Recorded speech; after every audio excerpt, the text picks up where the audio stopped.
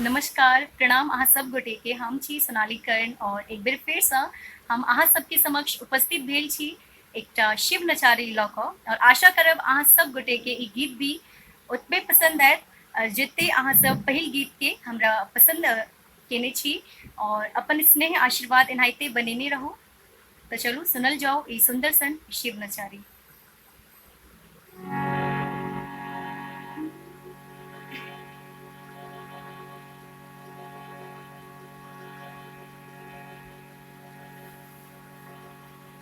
कमरथुआ के विपत्ति आयो भोला, कमरथुआ के विपत्ति आयो भोला, रचि रचि लिखिया हो बाबा, रचि रचि लिखिया हो। कमरथुआ के विपत्ति आ भोला, कमरथुआ के विपत्ति आ भोला, रचि रचि लिखिया हो बाबा, रचि रचि लिखिया हो।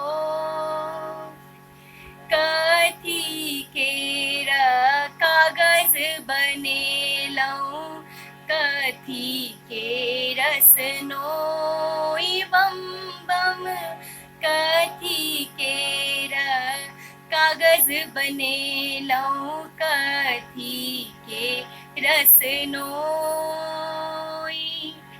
कथी केरा कलम बनेलौं, कथी केरा कलम बनेलौं, रचि रचि लिखिया हो बाबा, रचि रचि लिखिया हो।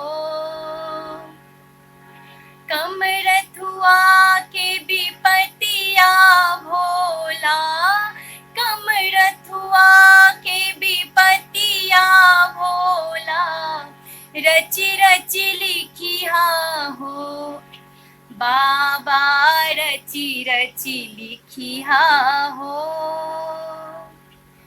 बाघ छाल के कागज बनेलौं, गंगा जल रसनोई हर हर, बाघ छाल के कागज बनेलौं, गंगा जल रसनोई,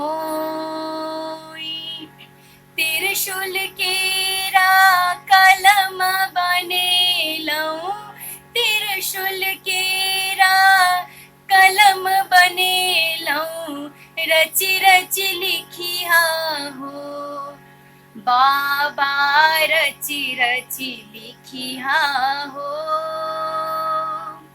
कमरथुआ के विपत्ति आ भोला, कमरथुआ के विपत्ति आयो भोला, रचि रचि लिखिया हो बाबा, रचि रचि लिखिया हो।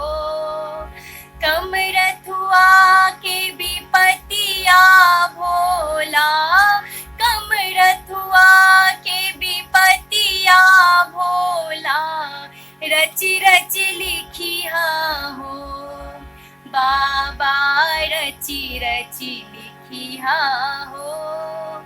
हर हर रचि रचि लिखिया हो, बम बम रचि रचि लिखिया हो। बहुत बहुत धन्यवाद आप सब गोटे के।